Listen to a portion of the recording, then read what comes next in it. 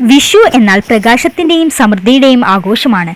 ഈ മംഗളകരമായ ദിനത്തിൽ മലയാളികളുടെ ഹൃദയത്തിൽ പ്രത്യേക സ്ഥാനമുള്ള ഒരു പുഷ്പമാണ് കണിക്കൊന്ന. സ്വർണ്ണ നിറത്തിൽ പൂത്തുലഞ്ഞു നിൽക്കുന്ന കണിക്കൊന്ന വിഷുവിന്റെ പ്രധാന അടയാളങ്ങളിൽ ഒന്നാണ്. എന്തുകൊണ്ടാണ് ഈ മനോഹരമായ പുഷ്പം വിഷുവിന്റെ പുഷ്പമായി കണക്കാക്കുന്നത്? അതിന്റെ പിന്നിലുള്ള കാരണങ്ങൾ പലതാണ്.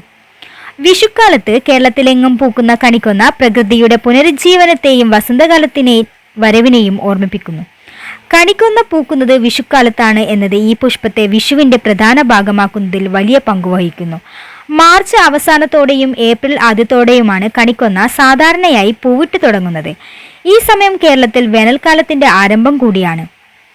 വരണ്ട കാലാവസ്ഥയിലും സ്വർണ്ണ നിറത്തിൽ പൂത്തുലഞ്ഞു നിൽക്കുന്ന കണിക്കൊന്ന ഒരു അത്ഭുത കാഴ്ചയാണ്.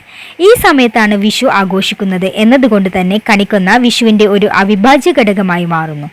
പ്രകൃതിയുടെ ഈ മനോഹരമായ കാഴ്ച വിഷുവിന്റെ ഐശ്വര്യത്തെയും പ്രതീക്ഷയെയും കൂടുതൽ ദൃഢമാക്കുന്നു. കണിക്കൊന്നയുടെ പ്രധാന ആകർഷണം അതിന്റെ സ്വർണ്ണ നിറമാണ്.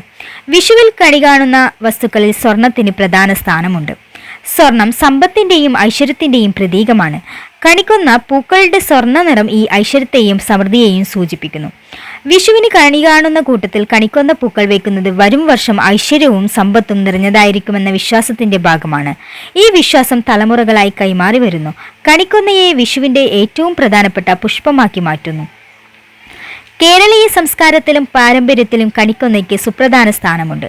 വിഷു ആഘോഷങ്ങളിൽ മാത്രമല്ല മറ്റ് പല ആചാരങ്ങളിലും അനുഷ്ഠാനങ്ങളിലും കണിക്കൊന്ന ഉപയോഗിക്കാറുണ്ട്. വിഷുക്കണി ഒരുക്കുമ്പോൾ കണിക്കൊന്ന പൂക്കൾ നിർബന്ധമായും ഉൾപ്പെടുത്താറുണ്ട്.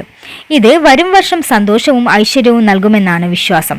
കൂടാതെ വിഷുവിന് ആളുകൾ പരസ്പരം സമ്മാനങ്ങൾ നൽകുമ്പോൾ അതിനോടൊപ്പം ഒരു തണ്ട് കണിക്കൊന്ന പൂക്കൾ വെക്കുന്നതും സ്നേഹത്തിന്റെയും സൗഹൃദത്തിന്റെയും അടയാളമായി കണക്കാക്കുന്നു.